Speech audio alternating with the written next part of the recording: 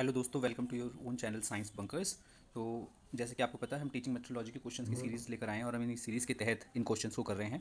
तो आज फटाफट से फर्स्ट शिफ्ट जो पीजीटी केमिस्ट्री के क्वेश्चंस आए थे, मेथडोलॉजी के 20 क्वेश्चंस आए थे। आपके पेपर में 10 आने, अगर आप टीजीटी साइंस की तैयारी कर रहे हैं तो फटाफट इन क्वेश्चन को कर लेते हैं।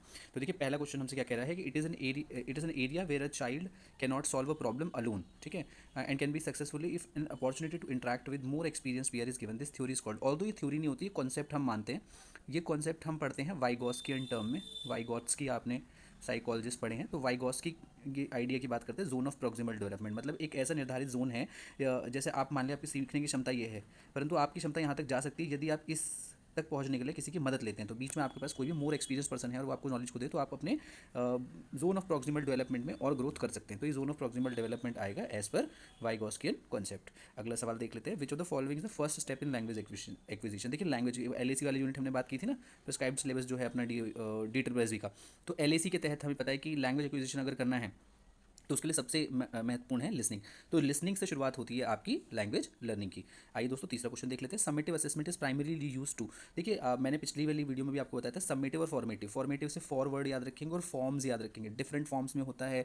और फॉर्मेशन ऑफ असेसमेंट है, कहने का मतलब आपकी नॉलेज अभी फॉर्म हो रही है। सबमिटिव मतलब सम से याद रखिए, मतलब सम टोटल सब कुछ जुड़ गया, तो इसका मतलब एकत्रित होगा, बिल्कुल एंड में जो असेसमेंट होगा वो कहलाता है आपका सबमिटिव असेसमेंट। तो देखिए, क्या बात कर लेते हैं, प्रमोट कोलैबोरेटिव लर्निंग नहीं, सबमिटिव असेसमेंट में कोई कोलैबोरेटिव लर्निंग नहीं होती। सबमिटिव असेसमेंट अगर आपको याद हो तो आपके सबमिटिव एग्जाम वेबसाइट में होते हैं। तो इसमें जो करेक्ट आंसर ये है, evaluate student learning at the end of a unit और अ कोर्स, कि किसी कोर्स से खत्म होने पर जो आप मूल्यांकन करते हैं वो आपका समेटिव असेसमेंट का हिस्सा होता है। अगला क्वेश्चन है, what is the primary purpose of setting learning objectives in a lesson plan. इस पर हम कई बार बात कर चुके हैं। देखिए, लर्निंग ऑब्जेक्टिव बहुत इंपॉर्टेंट होते हैं। जब आपने टीचिंग प्रैक्टिस भी की होगी या अगर आप कहीं पढ़ा रहे होंगे तो आप एलोस का रूल बहुत जानते हैं, और अब तो लर्निंग आउटकम्स की भी बात होने लगी है। तो लर्निंग आउटकम्स जो हैं वो तय करते हैं कि आपने क्या सीखा है, आपने बच्चे को क्या सिखाया है, फाइनली वो जो निकल कर आएगा। तो देखिए, किस किस चीज़ के लिए महत्वपूर्ण होते हैं, ये हमें एक क्लियर डायरेक्शन देते हैं टीचिंग एंड असेसमेंट दोनों के लिए। इसलिए लेसन प्लान में आपको असेसमेंट वाला कॉलम भी याद होगा। तो to provide clear direction for teaching and assessment, दोनों को निर्धारित कर देते हैं आपके learning objective. To ensure only high achieving student benefit, ऐसा नहीं है। Increase the length of lesson plan नहीं है, तो बल्कि वो सिस्टमाटाइज करते हैं लेसन प्लानिंग को। To make lesson more complex for student नहीं, कि ईजी आउट करते हैं कि हम बेसिक कॉन्सेप्ट से हायर कॉन्सेप्ट की तरफ जाएं। नाउ अकॉर्डिंग टू प्याजे, देखिए थ्योरिस्ट भी आ रहे हैं, वाइगॉस के प्याजे पे तो बहुत सवाल देखने को मिल रहे हैं। तो आप एक बार ना डू रिवाइज, जब आप पूछते हैं ना इंपॉर्टेंट कॉन्सेप्ट क्या है, आप यही से चॉकआउट करिए आपके लिए इंपॉर्टेंट क्या है। प्याजे पढ़ना है, वाइगॉस की रिवाइज करना है, ये बहुत इंपॉर्टेंट है, इन पर बार बार सवाल आ रहे हैं। तो ये पूछ रहे हैं कि प्याजे थ्योरी के हिसाब से कॉग्निटिव जो डेवलपमेंट की थ्योरी प्याजे ने दी, 4 स्टेज की अपनी, जो हम बोलते हैं ना, sensory motor, pre operational, concrete operational, formal operational, इसके तहत वो पूछ रहे हैं कि ऑब्जेक्ट परमानेंस कौन से स्टेज में आ जाता है। तो ये दोस्तों हम सभी को पता है कि ऑब्जेक्ट परमानेंस जो है वो स्टूडेंट डेवलप कर लेते हैं सेंसरी मोटर स्टेज में। तो सेंसरी मोटर स्टेज में स्टूडेंट ऑब्जेक्ट परमानेंस को डेवलप कर लेते हैं। आपको बाकी स्टेजेस का भी पता होना चाहिए कि किसमें क्या वो डेवलप कर लेते हैं स्टूडेंट कैरेक्टरिस्टिक, ये भी हमें थोड़ा आइडिया होना चाहिए। तो अगर हम ब्रॉड अंडरस्टैंडिंग देखना शुरू करें कि प्री ऑपरेशन में तो ईगो सेंट्रिसिज्म होता है बच्चे में, वो ईगो सेंट्रिक होकर सोचते हैं, ठीक है, या फिर हम कहें प्री ऑपरेशन में थोड़े कंजर्वेशन वाले टास्क भी स्टूडेंट करना शुरू कर देते हैं। अगर मोर की बात हो रही है तो कॉन्क्रीट ऑपरेशन में कंजर्वेशन टास्क को बहुत अच्छे से सीखना शुरू कर देते हैं। और फॉर्मल ऑपरेशन में आपको पता है कि वो फॉर्मल एब्स्ट्रैक्टनेस या फिर हाइपोथेटिकल थिंकिंग पर भी आइडिया उन्हें आने लगता है और अपने मोरल इश्यूज़ के बारे में भी वो सोचने लगते हैं फॉर्मल ऑपरेशनल स्टेज में। अगला क्वेश्चन देख लेते हैं, who wrote an interesting article called happy meeting of multiple intelligence and the arts. देखिए, ये आर्टिकल आपने बेशक से ना भी पढ़ा हो या आपको इसके बारे में नहीं सुना हो, पर मल्टीपल इंटेलिजेंस वर्ड आती है आपके दिमाग में, हॉवर्ड गार्डनर आ ही जाना चाहिए। और इसका करेक्ट आंसर हॉवर्ड गार्डनर ही है इस सवाल का। तो दोस्तों, हॉवर्ड गार्डनर ने ये थ्योरी दी थी, मल्टीपल इंटेलिजेंस थ्योरीज। उससे पहले टू फैक्टर थ्योरी हुआ करती थी इंटेलिजेंस को लेकर। तो आप उसको थोड़ा सा देख लीजिए, इंटेलिजेंस वाली थ्योरीज के नाम जरूर पढ़ जाएं और थिंकर्स थोड़ा दोबारा देख लें। अगला क्वेश्चन है, according to inclusive education principle what is the best placement for children with disabilities. देखिए, इंक्लूसिव एजुकेशन के प्रिंसिपल के तहत best placement for children with disabilities क्या हो। तो देखिए, inclusive classroom with appropriate accommodation, या फिर special school separate from main stream. देखिए, ये तो सेपरेशन वाला तो हम बार बार मना करते हैं कि नहीं होगा। Home schooling without formal education, ये भी गलत है। Vocational training only, vocational training ऐसे बच्चों के लिए जरूरी है पर ओनली नहीं हो सकता ना। ऐसा नहीं है कि वो अकेडमिकली गुड नहीं होते हैं फिर वो अकेडमिकली नहीं पढ़ सकते। तो ये वाली बात कहना गलत होगा। तो इसमें हम जो हमें अप्रोप्रिएट आंसर लग रहा है वो लग रहा है inclusive classroom with appropriate accommodation.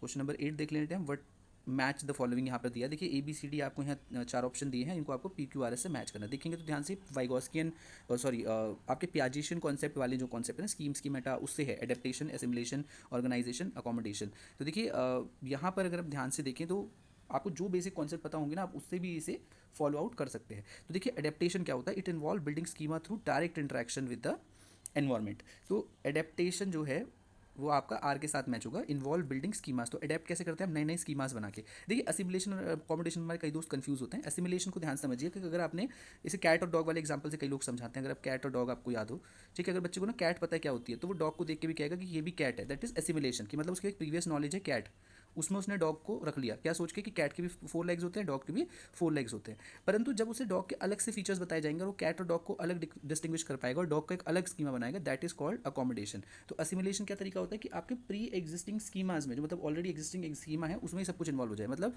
Involve using our current schemas to interpret the external world, जो मेरे पास ऑलरेडी अवेलेबल स्कीमा है उसी से मैं वर्ल्ड को इंटरप्रेट कर रहा हूँ। परंतु अकोमोडेशन में आपका क्या हो जाएगा, इन्वॉल्व क्रिएटिंग न्यू स्कीमा। तो अकोमोडेशन में हमेशा याद रखिएगा नया स्कीमा बनेगा अपना, तो यहाँ से आपको याद रखना है अकोमोडेशन में। तो आपको अगर अकोमोडेशन इसकी डेफिनेशन पता है तो सी का आंसर पी और डी का क्यू, सी का आंसर पी और डी का क्यू। देखिए हमारे पास यहाँ पे एक ही ऑप्शन है पहला वाला, तो पहला ऑप्शन इसका करेक्ट हो जाएगा। तो ऑर्गेनाइजेशन, उसी हिसाब से ऑर्गेनाइजेशन अगर आप देखें तो ऑर्गेनाइजेशन का मतलब है linking new schemas with other schemas to create a strongly interconnected cognitive structures, ये सिस्टम। ठीक है, तो ये आसानी से आप लोग कर सकते हैं। असिमुलेशन अकोमोडेशन में हमेशा याद रखिए, accommodation is talking about creation of new schemas, assimilation पुराने स्कीमा से ही वर्ल्ड को समझने का प्रयास करना।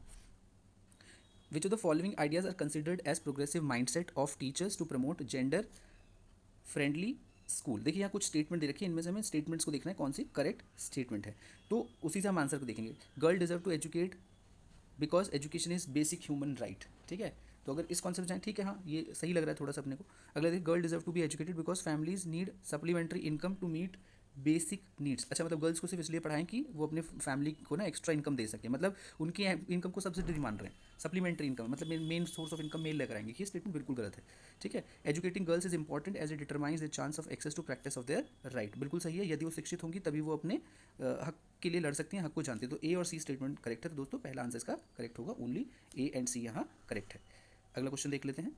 Question number 10, identify whether the given statement are learning objectives or evaluation strategies in context of lesson plan. देखिए इवैल्यूएशन हमें ये देखना है इनमें से कौन सी लर्निंग ऑब्जेक्टिव और कौन सी इवैल्यूएशन स्ट्रैटेजी है। तो student will be able to list the properties of acids and basis.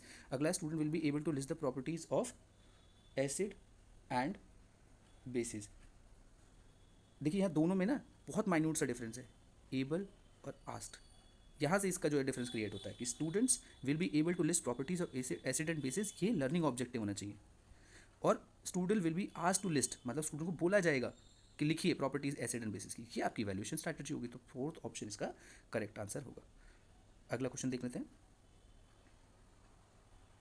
Which of the following are the basic characteristic of constructive approach to the learning. देखिए यहाँ कुछ स्टेटमेंट दी हुई हैं, हमें देखना है कि लर्निंग जो है ना उसको लेकर इनमें से कंस्ट्रक्टिव अप्रोच कौन सी है। कंस्ट्रक्टिव अप्रोच पे हम बात कर चुके हैं कई बार कि टीचर का रोल फैसिलिटेटर का होता है, स्टूडेंट्स अपनी नॉलेज खुद कंस्ट्रक्ट करते हैं। तो उसी के तहत देखते हैं learner construct the knowledge from interaction perception and experience. पहला स्टेटमेंट बिल्कुल सही है। सेकंड स्टेटमेंट कह रहा है text book and work books are essential. नहीं, टेक्स्ट बुक और वर्क बुक एसेंशियल तो नहीं होती, वो एक वन ऑफ द रीजन होती है नॉलेज कंस्ट्रक्शन, बट नॉलेज को हम हमेशा आउटसाइड मानते हैं तो स्टूडेंट वहाँ से ज़्यादा लर्न करता है। The learner social and cultural background has impact on knowledge construction, बिल्कुल सही है। इसमें सोशल नॉलेज और कल्चरल नॉलेज भी उसका पार्ट बनती है नॉलेज कंस्ट्रक्शन का। Learner can construct their knowledge only, देखिए ओनली जैसे स्टेटमेंट जहाँ हो ना वहाँ ध्यान से पढ़ना चाहिए। तो learner can construct only when they listen to teacher and make notes in class, नहीं बिल्कुल गलत है, वो खुद भी लर्न कर सकते हैं। यहाँ पर ए और सी ऑप्शन करेक्ट होना चाहिए, जिस हिसाब से हमारा थर्ड आंसर करेक्ट जा रहा है। क्वेश्चन नंबर 12 देख लेते हैं। A teacher uses a performance based assessment to evaluate students ability to conduct a scientific experiment, science experiment conduct कर रहा है बच्चा और परफॉर्मेंस बेस्ड असेसमेंट हो रहा है। विच टाइप ऑफ टेक्निक या फिर which technique best support this assessment, तो इसको कौन सी तरीके से आप असेस कर सकते हैं, तो इसका है ऑब्जर्वेशन चेकलिस्ट। ठीक है, बाकी ऑप्शन जो हैं वो इसके आंसर नहीं होंगे। अगला क्वेश्चन देख लेते हैं। Which of the followings are criteria for selection of learning resource. मैंने आपको पहले बताया था टीएलएम पर बहुत सवाल आ रहे हैं, principles of selection of TLM पे बहुत क्वेश्चन है। Content should integrate real world experience, बिल्कुल सही है। Technical design should be highly sophisticated.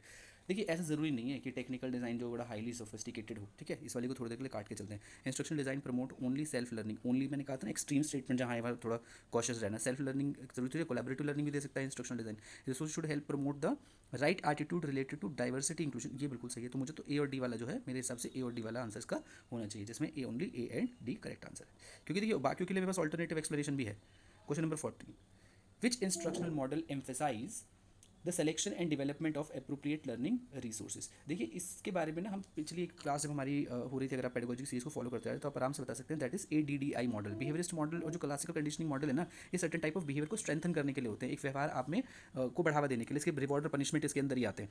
Blooms taxonomy आपको हेल्प करती है, मैंने लास्ट क्लास में बताया था कि ब्लूम टेक्सोनॉमी इस तरीके से बेसिक से कॉम्प्लेक्स लर्निंग ऑब्जेक्टिव्स को लिखने में मदद करती है। पर जो आपको ADDI मॉडल है ना, इसमें ADDI किस चीज़ के लिए स्टैंड करता है? A मतलब एनालिसिस, D मतलब डिज़ाइन, अगले D का मतलब है डेवलपमेंट, I का मतलब है इंप्लीमेंटेशन, लास्ट इज इवैल्यूएशन। तो ये इंस्ट्रक्शनल मॉडल बनाने के लिए, मतलब कि आप कोई भी TLM या कोई रिसोर्स बना रहे हैं तो उसमें ADDI अप्रोच आपको यूज़ करनी चाहिए, कि आप पहले बता पाएँ कि एनालाइज कर पाएँ कि किस लिए आप बना रहे हैं, फिर उसका डिज़ाइन आप तय करें, फिर उसे डेवलप करें, फिर क्लास में इंप्लीमेंट करें और इवैल्यूएट जरूर करें कि वो कितना इफेक्टिव मटेरियल था। तो ADDI मॉडल इसका करेक्ट आंसर होगा। क्वेश्चन नंबर 15 देख लेते हैं, which of the following is the key consideration in subject pedagogy planning. देखिए सब्जेक्ट पेडागोजी प्लानिंग के लिए पूछ रहे हैं कि इनमें से एप्रोप्रिएट स्टेटमेंट कौन सा है।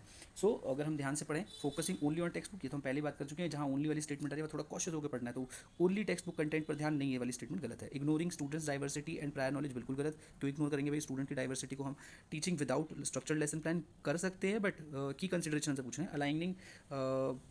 Aligning teaching strategy with learning outcomes या learning objectives and students need, ये बिल्कुल करेक्ट ऑप्शन है। देखिए फोर्थ वाला है ना। Let us move to the next question, what is the primary objective of dramatisation in education. मैंने पहले बताया था, ड्रामा पे भी देखिए सवाल आए हैं पीजीटी में, तो सिलेबस उन्होंने फॉलो करा है क्वेश्चन बनाते टाइम, और टीजीटी में भी हमें इस तरीके के सवाल देखने के लिए मिले हैं। टीजीटी इंग्लिश का अभी तक जो पेपर हुआ है, तो चांसेस है आपके में भी आएंगे। तो हमें पता ही है कि ड्रामा की जब बात हो रही है वहाँ एक्सपीरियंशियल लर्निंग की बात होगी, मेमोराइजेशन नहीं होगा, टेक्स्ट बुक नहीं होगा, लिमिट पार्टिसिपेशन भी नहीं होगा। क्वेश्चन नंबर 17 देख लेते हैं दोस्तों, the language that educators and learner use to learn new information and abilities is referred to. देखिए यहाँ ना इंटरपर्सनल लैंग्वेज और एकेडमिक लैंग्वेज में थोड़ा कंफ्यूजन है, स्पीकिंग और वोकेशनल तो नहीं होगा, बट क्योंकि यहाँ एजुकेटर्स की बात हो रही है तो मेरे हिसाब से academic language would be the correct answer. Interpersonal में तो इनफॉर्मल कम्युनिकेशन भी हो सकती है, न्यू इन्फॉर्मेशन की तो जरूरत है नहीं, तो न्यू इन्फॉर्मेशन अगर आपको आपको एकेडमिक लैंग्वेज सीखनी पड़ती है।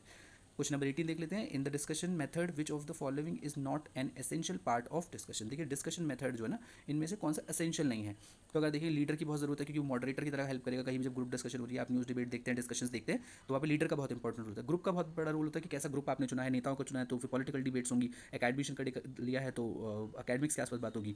एक प्रॉब्लम होना जरूरी है जिस पर वो बात करेंगे, वरना कोई अपनी अपनी तो बताने आया नहीं है, एक दूसरे की सुनने तो आए नहीं है, कि एक कॉमन टॉपिक ऑफ या फिर हमको एक प्रॉब्लम हमें उनके सामने रखनी पड़ेगी जिस पर चर्चा होगी। शेड्यूल इसका इंपॉर्टेंट एस्पेक्ट नहीं है, क्योंकि समय थोड़ी है कि दिन में ही चर्चाएं होंगी या रात में ही चर्चाएं होंगी, तो there is no fix schedule of it, या फिर कोई टाइम लिमिट नहीं होती है।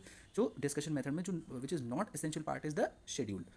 और शेड्यूल को हम टूल के पर्सपेक्टिव से एक और तरीके से भी देखते हैं, कि जहाँ पर हमारे पास पॉइंटर्स होते हैं कि किस पर चर्चा करने वाले हैं, तो शेड्यूल इतना इंपॉर्टेंट नहीं है। अगर हमारे जो डिस्कस करने वाले लोग अलग दिशा में भी जाते हैं तो वी इक्वली एक्सेप्टेड। देखिए RPWD एक्ट पे कई सवाल आ रहे हैं, मैंने आपसे पहले बोला था, इस पर कई तरीके की जो किस तरीके की डिसेबिलिटीज़ की बात हुई है उन्हें जरूर पढ़ के चले जाए। तो ये पूछ रहे हैं कि स्पेसिफिक प्रोविजन क्या है इंडिया में। Segregate education for children with disability, segregation की बिल्कुल बात नहीं करते। Inclusive education with reasonable accommodation, ये ठीक लग रहा है, बाकी ऑप्शंस भी देख लेते हैं। एक्सक्लूजन ऑफ चिल्ड्रन कतई नहीं है। डिनाइल ऑफ एजुकेशन तो बिल्कुल भी पार्ट नहीं है। इसका जो करेक्ट आंसर लग रहा है मुझे सेकंड ही होगा इसका correct answer. Inclusive education with reasonable accommodation manage करना इज RPWD एक्ट कह रहा है। लास्ट क्वेश्चन देख लेते हैं दोस्तों आज का, what is the primary difference between growth and development. मैंने आपको बार बार इस चीज़ के बारे में बताया, ग्रोथ एंड डेवलपमेंट के बारे में हम कई बार बात करते हैं। ग्रोथ से डेवलपमेंट से आप अगर होलिस्टिक डेवलपमेंट वर्ड हमेशा याद रखेंगे ना, तो आप कभी भी इसमें गलत नहीं होंगे। तो सर्वांगीण विकास की बात हो रही है। ग्रोथ मतलब जो है ना वो बायोलॉजिकल है, कहने का मतलब आपकी बॉडी में जो चेंजेस आ रहे हैं, आपकी हाइट बढ़ रही है, आप स्ट्रॉन्ग हो रहे हैं, मसल बिल्ड कर रहे हैं, तो ये ग्रोथ जो है वो मेजरली फिजिकल चेंज है। While development include physical, cognitive, emotional, सारे चेंजेस जो हैं डेवलपमेंट में आते हैं। तो इसका करेक्ट आंसर होगा आपका फोर्थ। तो ये हमने आज के अपने 10 सवाल कर लिए, 20 क्वेश्चन कर लिए हैं इन 10 मिनट। Do like share subscribe to our channel दोस्तों, ऑल द वेरी बेस्ट, पढ़ते रहिए। और अगर आपको ये वीडियो सीरीज अच्छी लग रही है तो डू कमेंट, तभी हम और वीडियोस बनाने के लिए मोटिवेटेड फील करते हैं। तो thank you so much for your love and support, all the very very best for your exams.